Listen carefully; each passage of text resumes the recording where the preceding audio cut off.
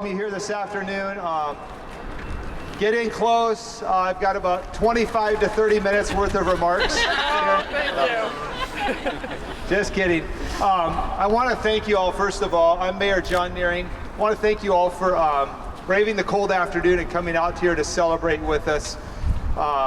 We'll try and keep this ceremony outside here fairly brief, but it is important to acknowledge just the real significance of this milestone that we're celebrating here today. But first of all, a little history about how we got to this point. So, longtime residents will recall that for many years, Marysville City Hall was located just across the street in what is now the Ken Baxter Community Center. It also housed our police department and a very small jail. And you can see that when you go inside. We of course outgrew that facility many years ago, and now our city departments are located in several buildings all throughout town. That's not really, I would guess, the most customer-friendly way to run a city, and it's also not the most efficient way to operate a city, frankly, for city employees. And so for many, many years now, city leaders have looked at and envisioned bringing city departments back together under one roof. In fact, many of the staff and city council members that are here today and former city council members that are here today will remember that serious discussions around this took place almost 2 decades ago. I remember that when I was on the city council. And so today I am really thrilled, along with I know a great number of you here, to mark the beginning of the construction of Marysville's new Civic Center. In about 2 years, we will be back here and we'll be celebrating the opening of a modern, energy-efficient facility that houses City Hall offices, City Council chambers, the police department, the jail, the municipal court, public works engineering, and community development, and others.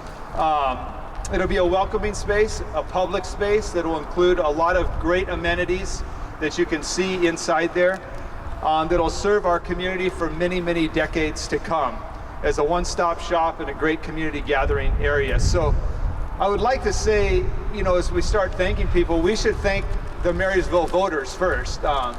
The citizens of Marysville, the voters passed a bond that is funding the majority of the police and the jail project. The financing for the remainder of the project will come from the sale of existing buildings, because remember, we're consolidating under one roof, so we have a number of existing buildings we'll be able to sell off, as well as capital reserve account, and within the annual operating budget, we'll fund some of that as well. So I want to take a moment to make sure that we recognize those who have played a real critical role in bringing us to where we are today. And I want to start by thanking our Marysville City Council members, both those on the present City Council and those who have supported this vision throughout the years in councils past. I really do appreciate that. Obviously, our City Council has played a key role in making today a reality. They've kept this vision alive and worked towards it for many, many years, and of course made the key decisions here over the last year or so that brings us to this day today where we're actually able to fund it and put shovels in the ground. I want to recognize the council members that are here today, as well as former council members that are here today who played such a role.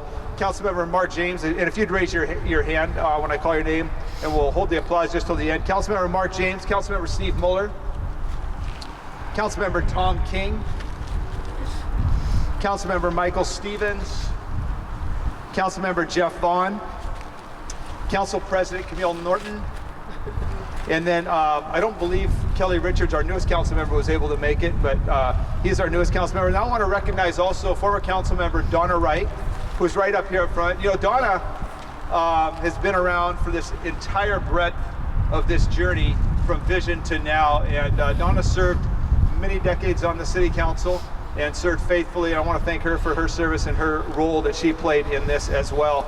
If you would just take a moment to give all the council members a round of applause.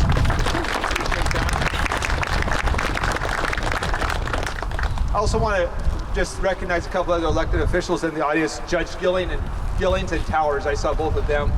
Thank you both for coming. They will, of course, have a new home here as well. Thank you. And then I want to offer a real special thanks to Gloria Hiroshima. She had raised her hand, our Chief Administrative Officer up here, who has worked diligently and hard, and my fingers are numb, so it's really hard to turn these pages. She has worked really hard, countless hours with our staff and contractors to ensure that this project meets our current and future needs, and most importantly, stays within budget, which is not an easy thing on a big project like this. I also want to introduce Brian Milligan, our project manager here. His job will be exciting and challenging here over the next couple years, and looking forward to that. And next, our project contractors. Botesh Nash Hall, our architecture and design. Could you guys raise your hands? Yes, right back here. Thank you all. DLR Group and Lighting Construction, representatives from both those. Yes, thank you. Let's give all of these folks a round of applause. And finally, to wrap up my portion of the remarks, I just want to note that there are so many other city employees whose tireless work and real attention to detail has successfully brought this project to where we are today.